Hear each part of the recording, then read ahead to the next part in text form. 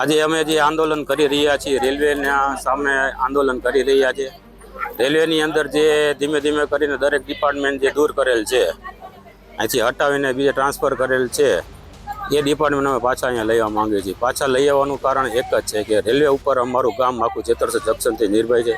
જેતળસરની ઓળખાણી railway છે અને જેતળસર junction છે એ ભાવનગર ડિવિઝનનું મોટું રેલવે સ્ટેશન છે. રેલવેની અમારે 7 લાઇન છે, 5 પ્લેટફોર્મ છે અને ટોટલી રેલવેની ઓફિસો બધું અહીંયા હતું. અને અત્યારે અમારા ગામમાં ત્યારે પેલા 12,000ની વસ્તી હતી. આજે ધીમે ધીમે રેલવે ડિપાર્ટમેન્ટ ઘટાડતા ગયા એમ માણસો અહીંથી હિજરત કરીને જતા જાય છે. એમાં અત્યારે અમારી 5,500ની વસ્તી રહી છે. તો આજે મોટામાં મોટા ડિપાર્ટમેન્ટ અહીંયા બધા ઉપાડવા માંડ્યા છે. તો આ લોકો લોબી જવાથી અહીંથી ઓછામાં ઓછા 150 જણાનો સ્ટાફ જાય છે. એક જણાનો એક પરિવારના તમે 5 જણા ગણો તો 750 માણસનો અહીંથી બદલી થાય છે. તો એક સાથે એટલા માણસની બદલી થાય તો અમારું ગામ વારે દીએ ભાંગે.